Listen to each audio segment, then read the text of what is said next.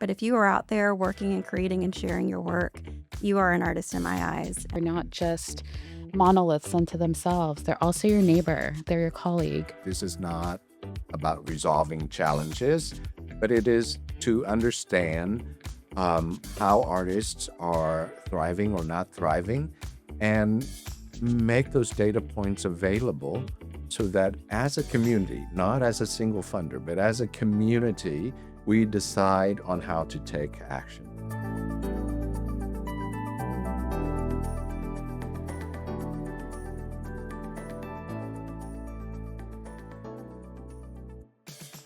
Hi, and welcome to our very second episode of Upstream. I'm Dr. Sarah Jones, Evaluation Officer at Houston Endowment, and I'll be your host.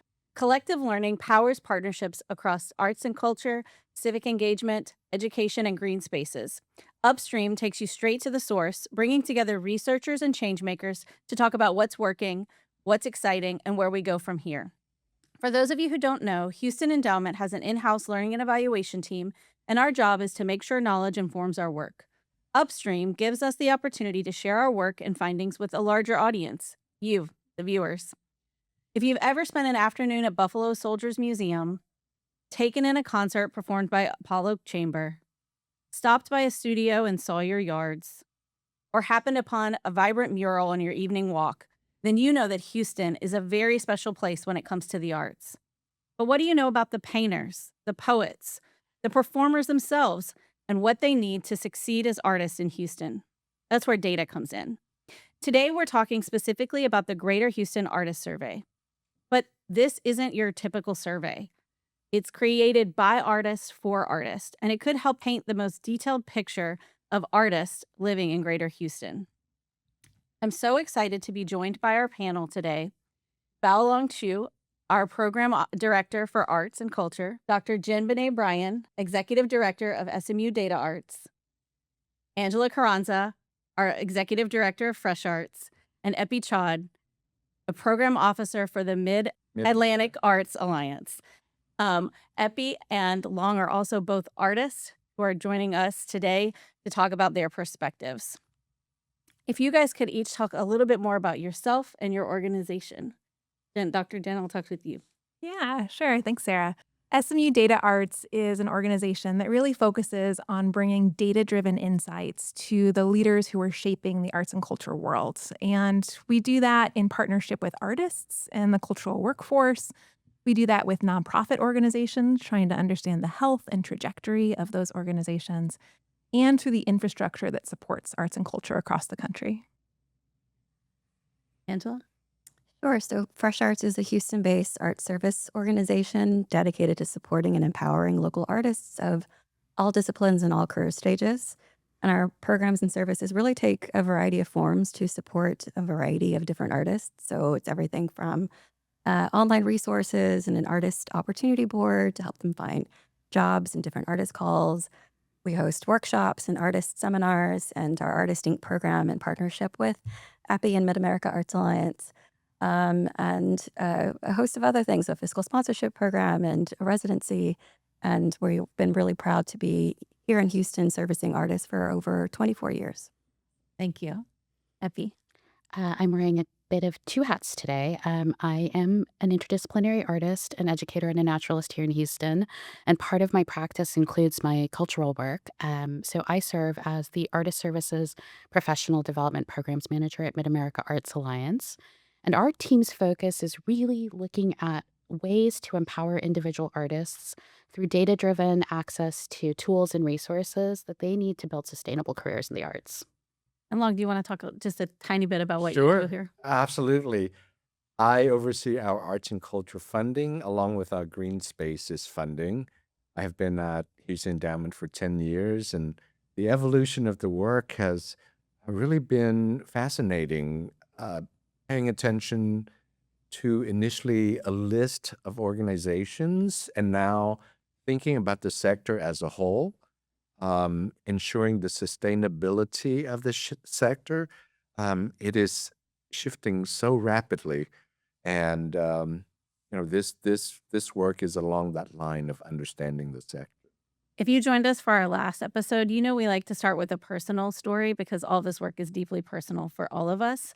And so I'm wondering if you guys could share just a moment of reflection about art and it's the role that it's played in your lives. Jen, I'll start with you.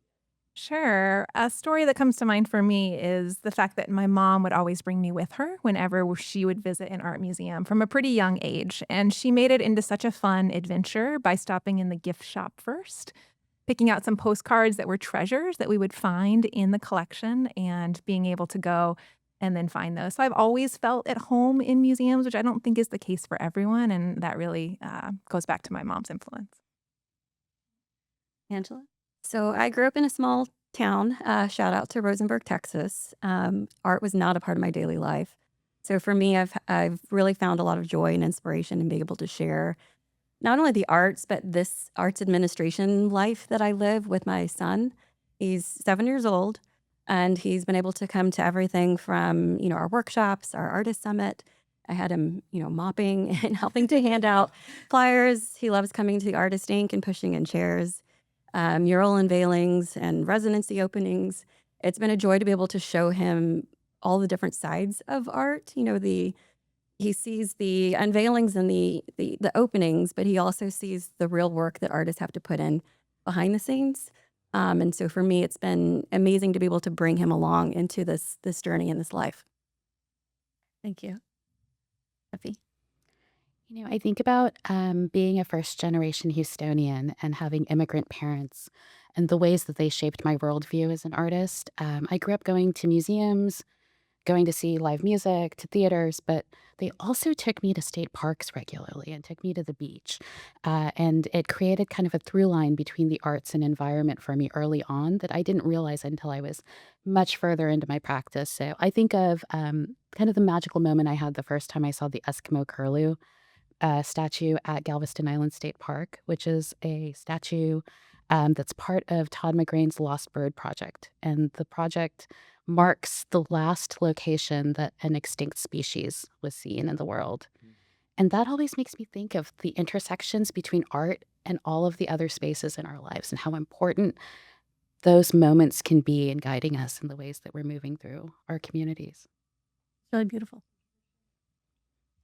Yeah, I came to this country as a refugee, and in those early years, art was a bridge to belonging and understanding this entirely new landscape. The way that I grew up with such an internal framework, but using poetry and novels as a way to reach out and understand, that continues to be a way that I think that artists really have a gift of translating what is meaningful for us.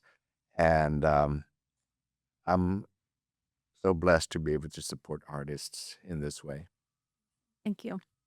Um, and I'll share a little bit about me. I was your son growing up. My dad is an artist, art director, art teacher, and so I was behind the scenes a lot as a kid. I grew up in a small town in Mississippi, but this photo is of me and my daughter and some friends recently at Beauty and the Beast, because one trip that I distinctly remember as a child is being able to go with my dad to he was going to a conference, a National Art Educators Conference in New York, and so we tagged along and were able to experience as a family Beauty and the Beast on Broadway. And I'm just always so thankful that here, raising my daughter in Houston, she had the chance to go a lot earlier than I did to see these beautiful shows and all the museums. And so just really thankful to be able to raise her here with so much vibrancy and art.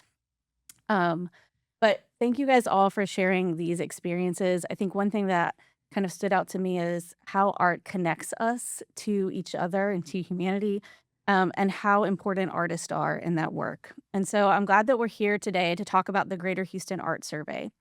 This isn't the first time we've had an artist survey in Houston. Fresh Arts conducted the first one in 2021 to better understand specifically the pandemic and the impact that it was having on artists. And now we're here 5 years later, and we all want to continue to understand artists and their lives here in Houston. Um, And so Houston Endowment has partnered with Fresh Arts to fund an update of that survey and a really expansion. And then Fresh Arts has partnered with SMU Data Arts as a technical kind of expertise and provider to help expand and connect that to the national surveys and thoughts around artists. Um, but we also wanted to make sure that, just like in the first survey, artists are the one driving the questions. And so there is a artist committee who's helped us kind of develop and design those questions, helped Fresh Arts and SMU Data Arts. And so Epi has been serving on that committee as one of those members. And so I just am so excited to have all of you here today, this panel, and have all these perspectives represented. So I know that the survey, it started a month ago. It's out already. What's the latest, Long? Yes, the latest. It's pretty exciting. We have 397 completed surveys. That's almost 400, and we are aiming for 500 before the end of March. So we're nearly there. And I think that what that says to me, the number and the interest, is that artists want to be in the conversation. They see themselves in this work, and they want us to know more about how they are navigating the landscape here in Houston. So I'm super excited about that. Yeah. Angela, how has this been compared to kind of the first administration? Oh, goodness. Fresh Arts, we've always been a small but scrappy and strong, mighty organization. And so the first round was really us trying to figure it out on our own. It started out of Fresh Arts trying to figure out how we can better support artists. And then it grew from that to, well, we're not the only ones that are trying to figure this out. And so being able to partner with other organizations and other artists at the time was really important. But we did it on a shoestring budget. We aren't data scientists, but we are just a community that it tries to deeply understand our artist community. So this time around, being able to be paired with actual data scientists, I mean, this is a dream to be able to still have that energy and, and purpose, but being able to really expand it, refine it. And so we're already blown away with the response, and the process has just been tremendous. Being able to bring still the artist's voice to the table, centering their voice and bringing them to the table was ultimately the guiding star for the whole initiative.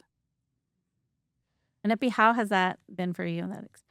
Both as someone sitting on the committee, but speaking out to the artist community that I'm so grateful to be a part of. This is such an important moment for artists across disciplines to be able to activate their voices, make connections with organizations that are really looking out for the best interest of artists and the ecosystem. So I would really encourage folks, if you haven't yet, take a moment, fill out the survey, talk about what makes your career sustainable, because no two artist practices are the same. And that uniqueness is important for us to capture in this moment. And if you've already filled out the survey, peer networks are very important in the artist community. So ping a friend or two, let them know. There's something about hearing about it from a friend and the importance of a friend vetting an opportunity like this that can really make the ripple effect go further. Thanks. And I know we have a few kind of findings that we're going, what are you guys seeing? There's so many interesting questions in this study. So this is just the tip of the iceberg. But Epi, you brought up kind of how sustainable an artistic practice is here in Houston. And that's one of the themes that we're really interested in understanding more about. And so we asked pretty directly about artists' perceptions of sustainability of their creative practice here in Houston. And so far, we're seeing that about half are telling us that it's somewhat or pretty sustainable, and about half are telling us it's not particularly sustainable as an artist here in Houston. And when we dive into some of the barriers to sustainability in creative practice, what we're hearing first and foremost is about challenges in accessing space, affordable space for rehearsals, for studio space. We're also hearing a lot about the availability of opportunity to show or sell your work in Houston as a community. And then kind of vying for third place, we've seen them go up and down in the rankings. Also, some barriers and interest around kind of guidelines for fair pay for artists, what that could look like in a more systemic way, as well as thinking about access to press or promotional opportunities for artists. Yeah. You mentioned a little bit about sustainability and wages. And I understand that the last time we talked, maybe about 10% of the artists still don't have the resources they need to meet their basic needs for food and shelter and safety. Um, can you talk a little bit about why this survey is so important right now, Long? Yes, I think it matters because the world is changing so rapidly, right? Not for us in general, but especially for artists.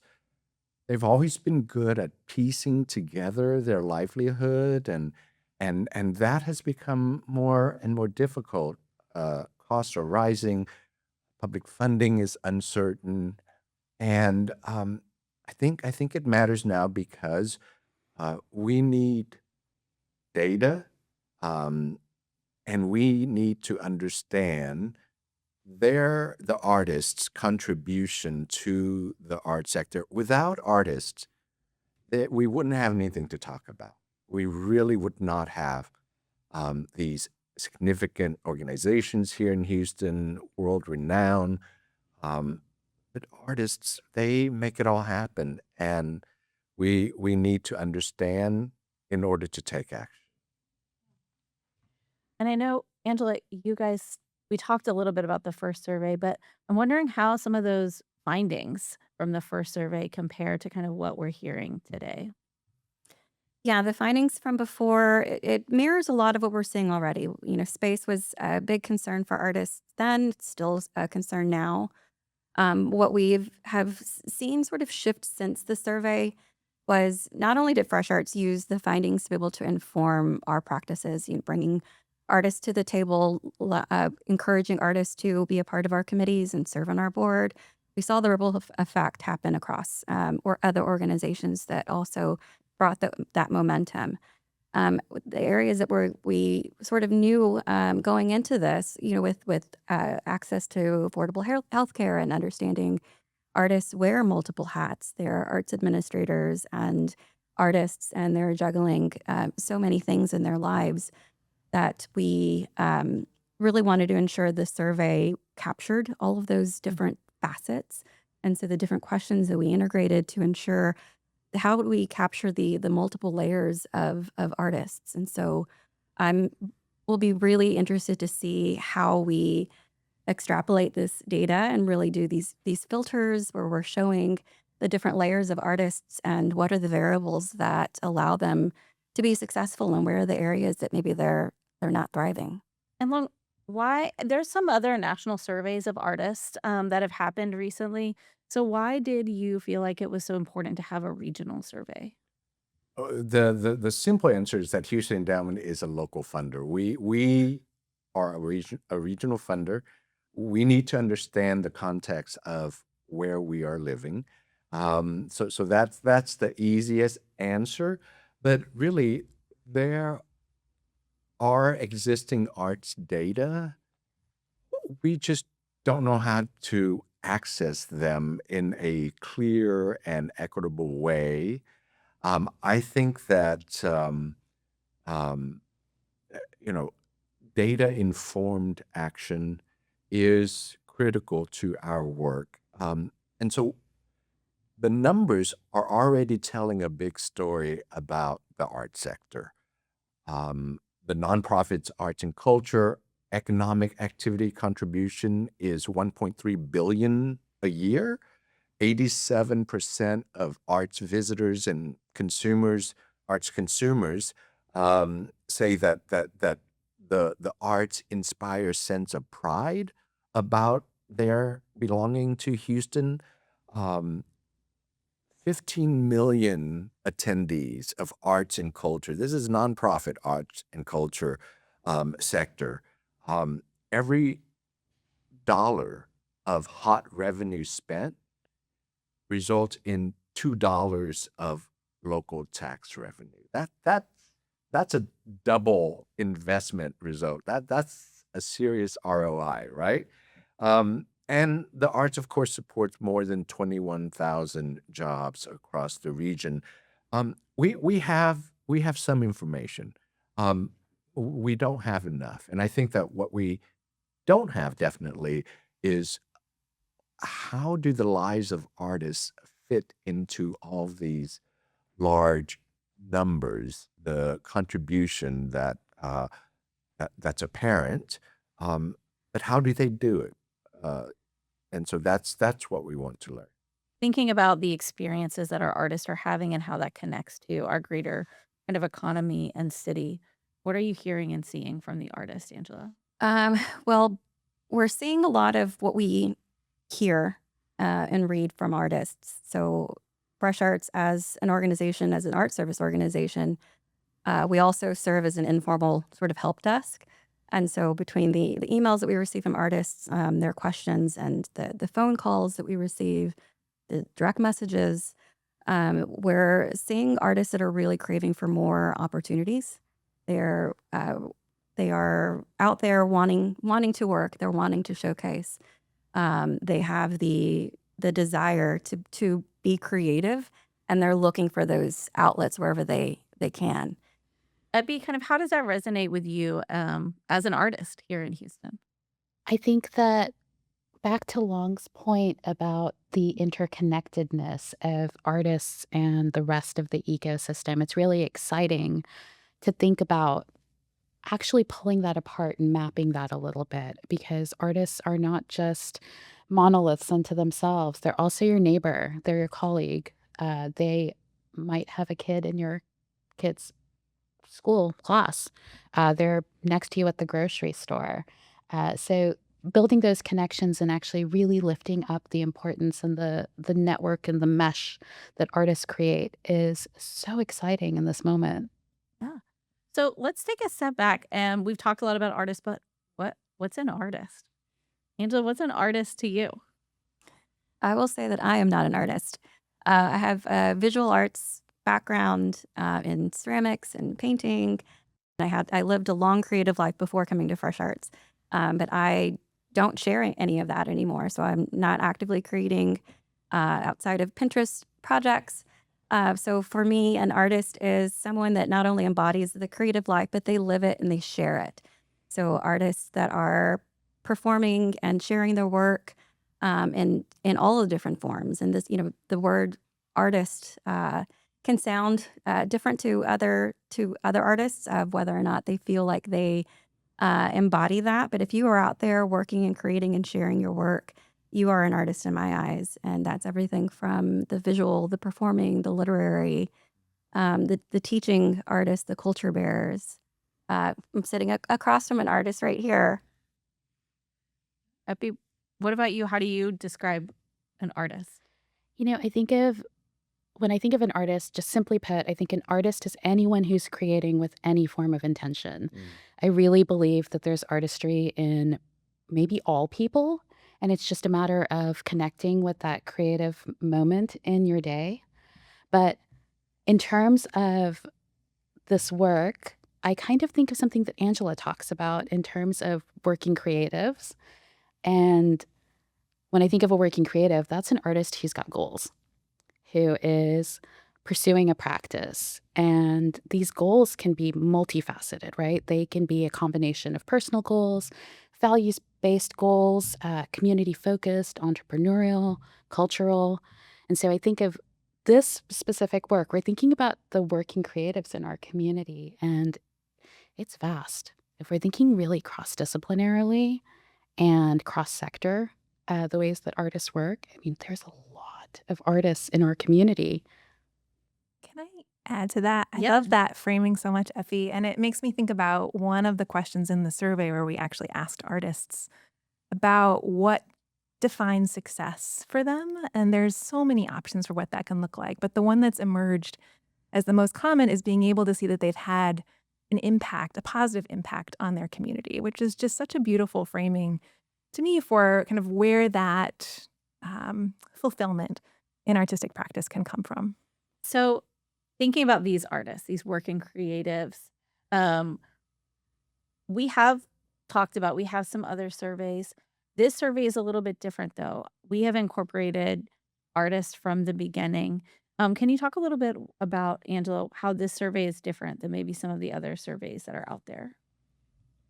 Yeah, this survey is, again, rooted in the lived experiences of working artists. Even from the 21 survey, we had a group of 7 artists that helped inform the questions, and we brought that over to this survey. So it was really important for the questions to be framed in a way that it's artists' language, that they understand and see themselves in the survey and see themselves in the responses. And hopefully they can also see um, a place where they can identify areas that they need to help, help grow in, and that they feel like they could receive more support. So I hope that they see the survey as a vehicle for broader understanding. It's other funders and organizations, and hopefully other artists looking at it to see, how are my peers doing? Where do I fit in with this narrative, and how can this change for the better? Yeah, I'll add that it's always important when you look at data to ask who asked the questions and and who is getting the answers, right? And so because of that, I think that the intention with this survey, like Angela said so well, and beginning in 21, right, to include the artists in the making of the survey. They have particular questions that they want answered Mhm. for themselves, and they want to tell this larger story. And so I think it's just really something to have a process in which a funder is not uh, pushing for an answer, but that we are waiting for the learning. Epi, how has that experience been? Or have you participated in any of these other surveys, or kind of seen any of those? I definitely Mm. participated in the survey that took place several years ago. It seems like a lifetime ago now that Fresh Arts first launch was at 2020, 21. 21, deep in pandemic times. Yes. And through my work with Mid America, we work with Fresh Arts on gathering longitudinal data around artists in Houston as well. What I think has been really exciting about this process for me is Fresh Arts prioritizing the artist's voice in the questioning, because it allows for a different approach to the artist's impact. I think oftentimes what is publicly seen of the artist practice is the product of our work. But what this survey does is it looks at the process as well, and all of the pieces in which the artist is touching along the way to that final result. So I think that this survey is doing something very specific in terms of thinking about the artist as artist every day. When they're at the grocery store, when they're at the dentist, they're always wearing that hat. It's not just when you're on stage or you're at the opening of a show. And I think that that's unique in the way that we're gathering data around the ways that folks are working in our community. Yeah, I think, we have the survey, we have questions that are out there and we've decided on. But I also want to take a step back, because how we got there and how we got the voice was one way through this committee, but also through several other kind of avenues. One of that I was honored to participate in was the Artist Town Hall recently, where Fresh Arts came together with about 70 artists and creative workers to really talk about kind of what questions artists have. And it was just such a magical evening at the Deluxe Theater in Fifth Ward to kind of hear those voices and be in that space. Epi, I know we were all there, but Epi, I'd love to get kind of your insight on how, what the purpose of that meeting was and how it went, how it felt to be there. I believe that the magic of that evening was framed around the amount of trust that was in the space.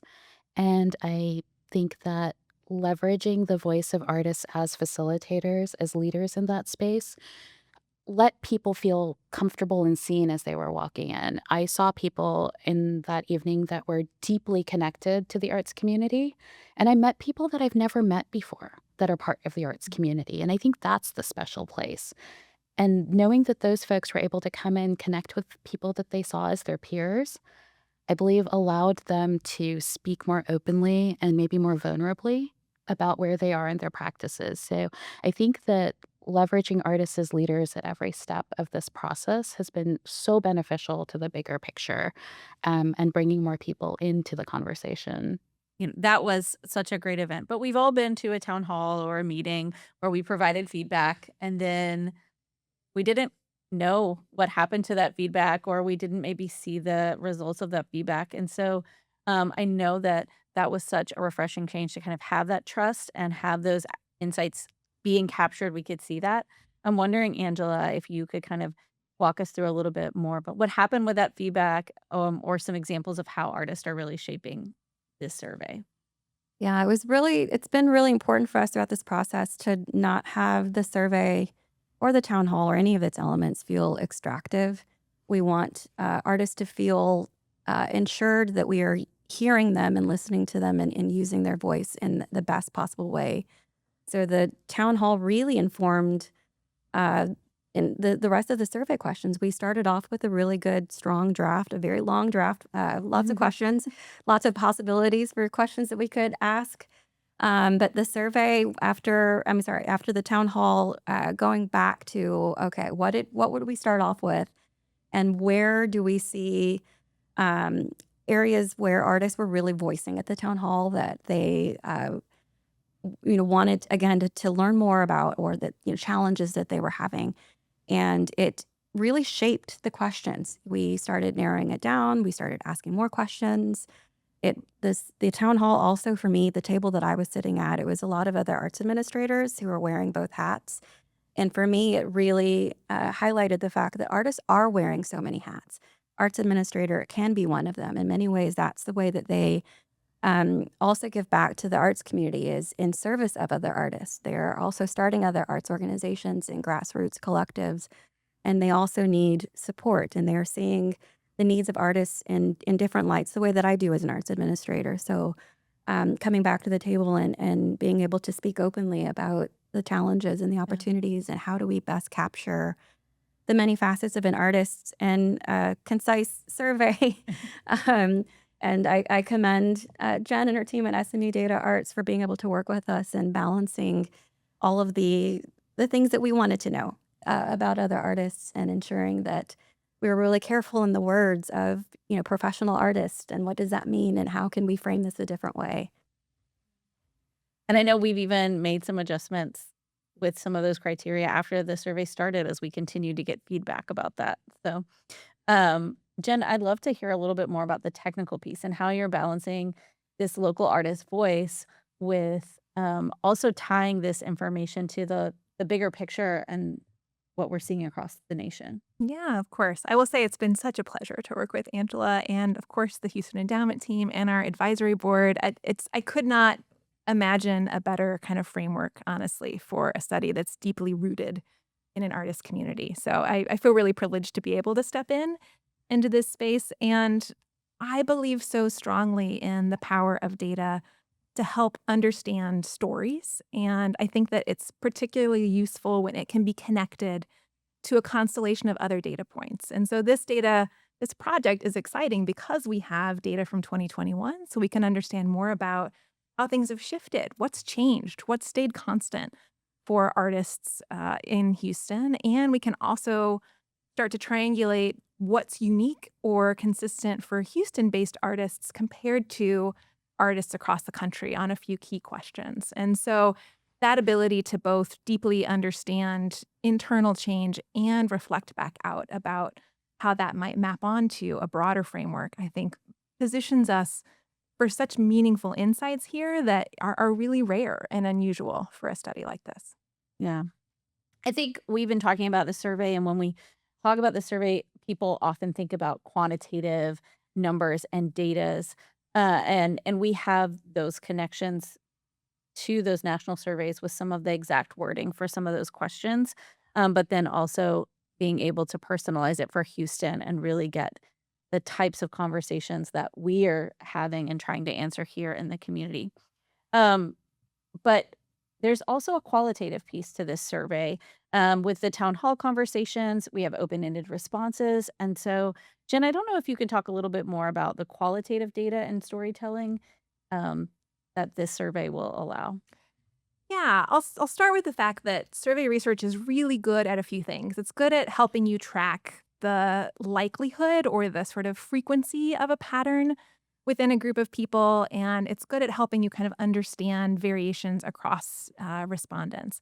But what it's not good at is telling you why those patterns are in place or how they feel or are experienced by artists. And it only tells you what you ask, right? And in a quantitative survey, especially. So being able to really ground this work in the priorities of artists from the beginning so that they were shaping the questions that we asked, I think will mean that the insights that we gather on the back end are much more meaningful. And I know that we have a town hall planned during the insights part of this work as well, because we want artist voices not just in framing the questions we ask, but also what to do with the answers that we discover. Yeah. And Epi, I know that once we had the long list of questions, we added questions from national surveys and kind of got to a couple of different iterations where you and the other artists on the artist committee were able to give feedback. What was that experience? What were you thinking about and how did that go? The committee is comprised of such a thoughtfully curated group of artists that come from a variety of backgrounds. So we had artists from different disciplines, from different parts of the city, which I think is always important to lift up when we're talking about Houston being a city, but also a city that is larger than many cities put together. So thinking about that geographical representation, I think that as we were looking at it as artists, we were also thinking about our own personal backgrounds and making sure that we were thinking through the questions so that there could be a representation of a broad set of disciplines, space for folks to show up through their lens of culture, and then the different ways of practicing that happen across all of these different ways of living in a city as big as Houston.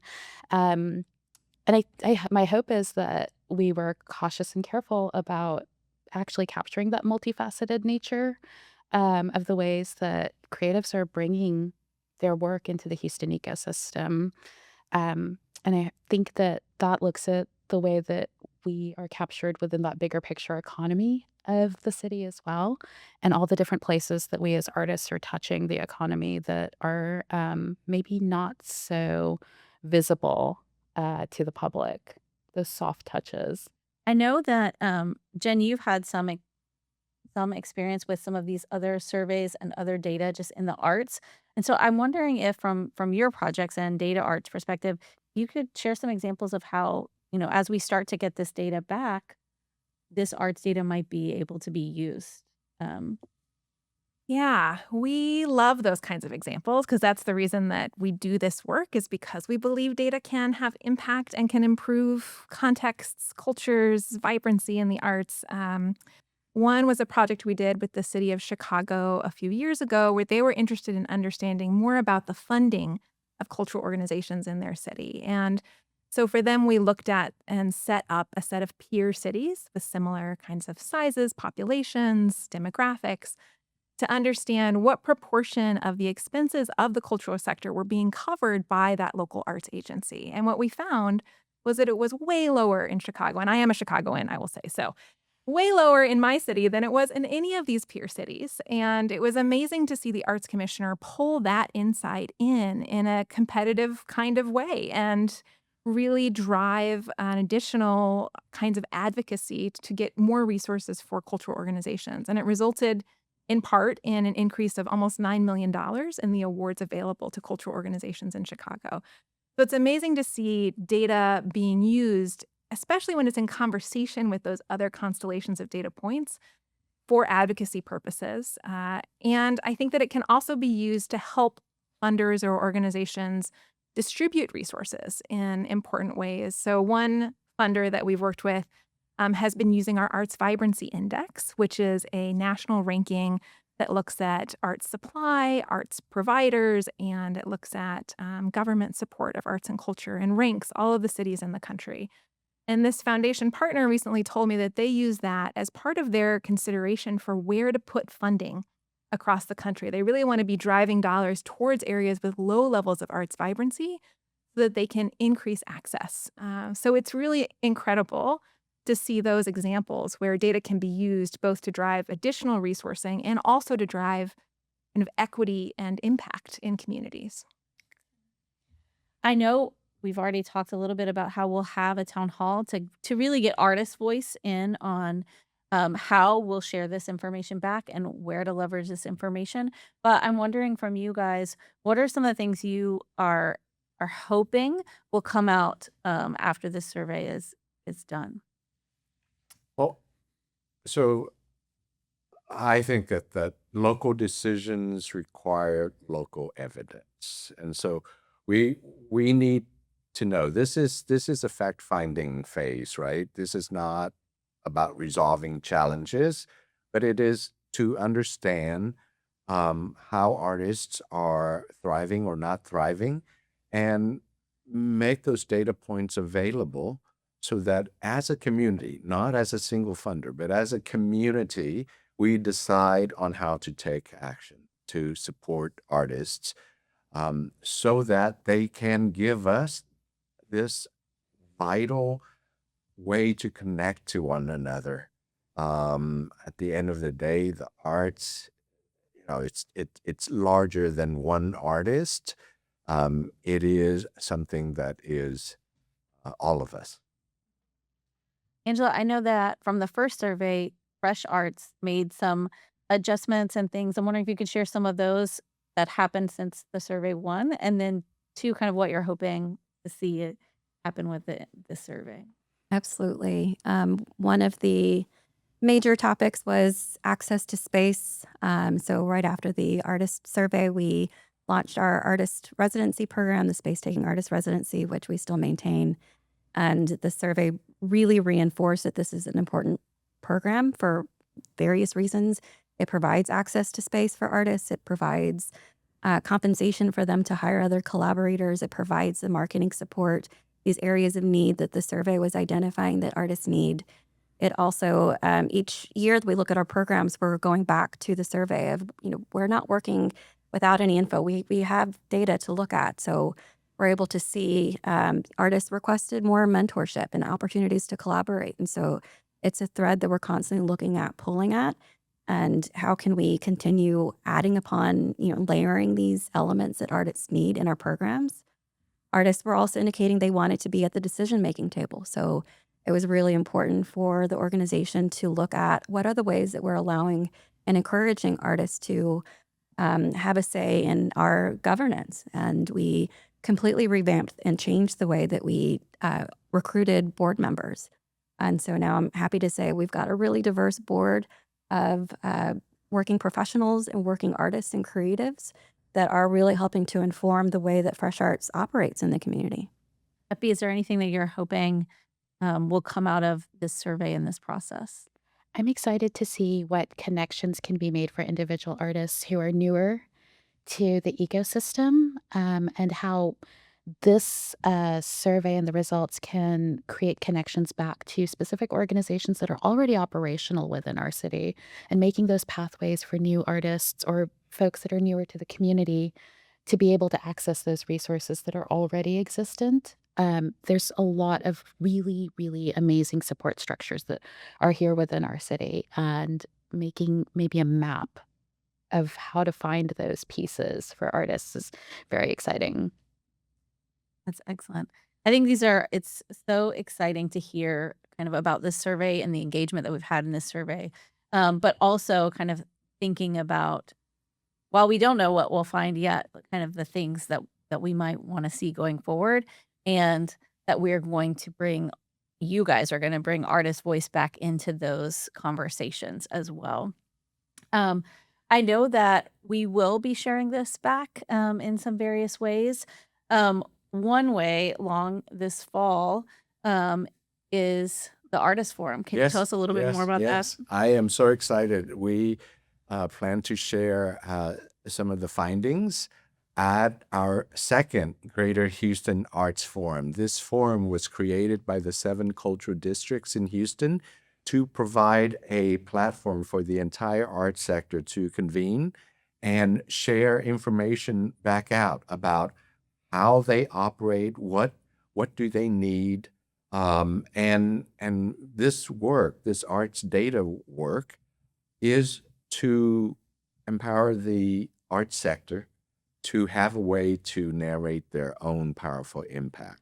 So we are excited about this. We can't wait to share more about the second Greater Houston Arts Forum. It's planned around October of this year. So more to come on that. But in the short term, we want the survey to hit 500. So let's put the word out there, and we will make sure that we have the rich information that we need to share back. We have a few more minutes, so I'm going to ask a couple of audience questions. One question that came in is, how can there be more transparency around approaches to share survey results? And so I think we've talked a little bit about those, but I don't know, Jen, if you have some ideas around kind of this issue of transparency around survey results and data in general. I think Long framed it really nicely earlier, just about, who is this research serving? Who are we hoping that it informs or that it shapes the decisions of? And that we find often determines who gets to see the insights and also who gets to shape what gets asked. And at Data Arts, as a nonprofit organization ourselves, we really prioritize projects where the impact is public, that we are able to share out. And when we learn, we want the field overall to learn. And so that is a primary consideration for the projects that we pursue and decide are valuable to the field. And this is such a clear example of that kind of space where the demand and interest in insights is really from the ground up, and the shaping of those insights comes from that space too. Sometimes we are informing, a funder might want to understand who they're granting awards to over time and how that shifted for internal policy. But we always try to have a conversation about what are the circles who could benefit from understanding this information. If it's not the whole public, is it other foundations that might also be funding and thinking about these questions? Or is it your grantees, right? Would they benefit from understanding more about who that portfolio is? So I would say that we're in this moment of always trying to nudge to broaden those circles out, because I don't think yet we've had an example where that has backfired. It generally brings new ideas, connections, relationships. And so it's certainly a priority for our team at Data Arts and something that we try to embed into the work that we do. And Angela, I know that in terms of transparency, you guys also, even with the first survey, right, put that information out on your website, shared it out in lots of different ways, so that it wasn't just informing your work, but the community. Yeah, it was really important for us to have the survey not just live on a shelf or just in the Fresh Arts Dropbox. So, in addition to the artist advisors that we worked with, we had a 13-member organizational partnership. And so we shared the results with them directly. We posted it on our website. It's still on our website, the survey results from our I think we used Survey Monkey, so the report isn't the most professional looking, as I'm sure it'll look this time around, but it's definitely not information that we wanted to keep in a vault. So we're so excited to know that we're already having those discussions of what are the narratives that we're already seeing, and how can we share that and in various different ways, so that it's the pie graphs and the this and that, and where is the information in living, and how can the information come alive? Are there ways that people can play around with the data and see themselves and find slices of it that would inform the work that they're doing? Excellent. And Long, I know aside from just this survey, you have been kind of really pushing data transparency in the arts sector in Houston through your work. And so I don't know if you want to talk a little bit about that. Sure, sure. We are doubling down on what trust-based philanthropy is. But to have trust, there has to be clarity. There has to be transparency. The truth matters. And so this is why we're doing the work. For a foundation to learn, but more importantly, for the sector to understand, for the people of Houston to understand how artists contribute to our greater, not only economy, but just our greater sense of self.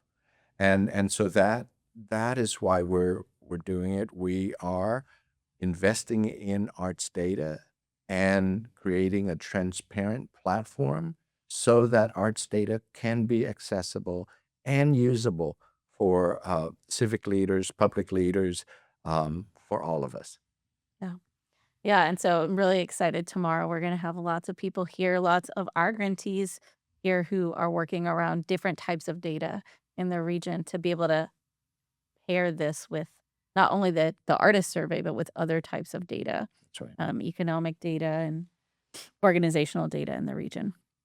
Um, well, we are quickly coming to a close, and so I just wanted to give, if anybody has a last thing, burning thing that I have not asked you that you would want to share with today's audience. I just piggyback off of something Angela said earlier that was, I think, so great, that she talked about wanting to make sure that people can find themselves in this data through that lens of transparency.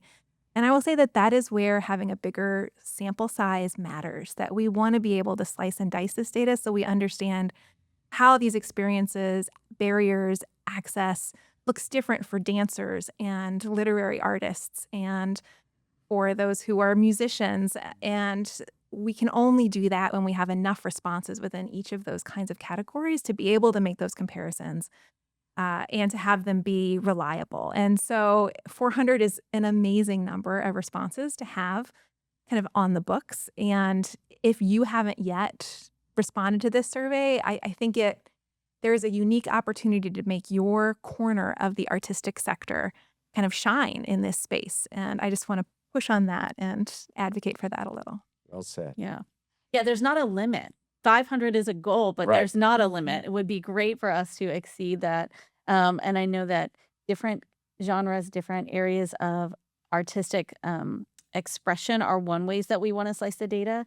The other way that we've been talking about is Houston is huge. And so the geography is another piece. So even if you're not an artist, if you want your neighborhood to show up in these data, share it with your friends, share it with your neighbors, the artists at the grocery store. Um, and so we are so excited to continue to have more people answer this survey and share those results back to you. We are almost at time, so I do want to, for the audience, tease that we are already preparing our next Upstream episode. It will again be about teachers and teacher certification. So we hope you'll tune in April for that Upstream episode. But I just want to thank their panelists for being here, all of you guys listening in today or on the recording later on for spending this time with us to learn a little bit more about artists in Houston. Thank you so much. I'm Sarah Jones, and this is Upstream.